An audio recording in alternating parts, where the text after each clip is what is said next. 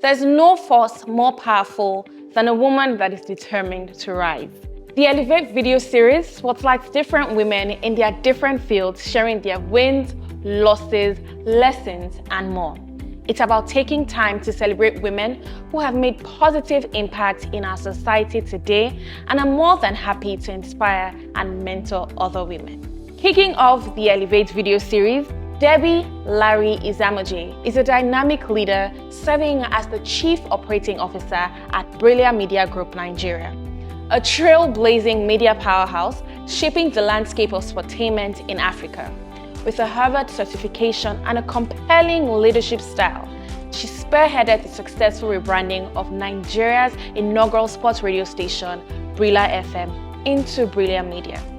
Under her guidance, the brand has expanded its reach into pivotal cities such as Lagos, Abuja, Onitsha, and Port Harcourt, establishing an impressive digital presence. Kickstarting the Ellevate video series, Debbie Larry-Izamoje. My name is Debbie Larry-Izamoje, and I'm the Chief Operating Officer of Brila Media.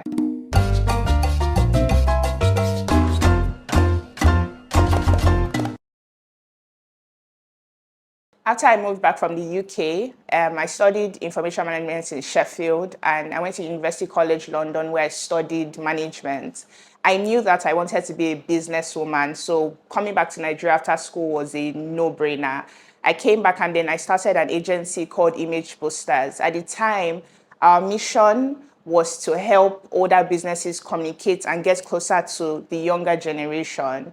Brila, which my father was actively running at the time, was also on our radar, but he was trying to get me to actively work in the organization. I was just trying to make my dreams come true. It was a win-win at some point because we knew that we wanted to also help Brila communicate with a younger audience. Brila was doing amazing. Everybody knew Brila. But then we wanted a case where the legacy and the vision of the company would not die out. And that was how I actually joined the Brila Media Group. I get asked this question a lot. And there's so many challenges I faced, if I'm being honest. But for me, it would be that we don't have enough women in the industry. We don't have enough decision makers that are women that can feel the pulse of the next woman. And when I think of even just the Women's World Cup that happened last year and the people that were at the forefront of making decisions for our women, for me, it's just not enough. I mean, there are other challenges like people maybe sometimes just thinking that you don't know enough of sports, which I do think that we in the industry, we've proven that we do know. But there's this thing where you have to work twice as hard. You have to kind of prove yourself over and over again. I think that would be a major challenge, not having enough women and having to work twice as hard to prove that you deserve the seats that you sit on. My big why is that I have a legacy to protect. My big why is that I have so many people that are resting on me, so it's bigger than me. And I think that when you are in business and when you do something that's bigger than you, it's easier to fulfill that purpose or that journey than when it's just about you. And so for me, when it gets stressful, I always remember why I started this. I started working in Brila and working with Brila because I wanted to ensure that the Brila Media legacy would live and surpass not just my father, but just even me and the team currently. And so for me, when it gets stressful, I remember that it's not about me and I keep going. At Brila, we've been able, in the past, I would say 7 years, we've been able to migrate from not just being a radio station to being a media house where we have revenue from different channels. So for me, that's a big win. But I know that we have 10-year goals and we have like a 5-year plan where we want to actively expand beyond Nigeria to Africa and to different segments of media. There are so many things that you can do in media. And we also want to impact more lives. We see how happy people get when they interact with Brila, and we want to ensure that the happiness that we bring from telling sports, from sports development, that it just continues to live throughout Africa and beyond, even the shores of Africa, yeah.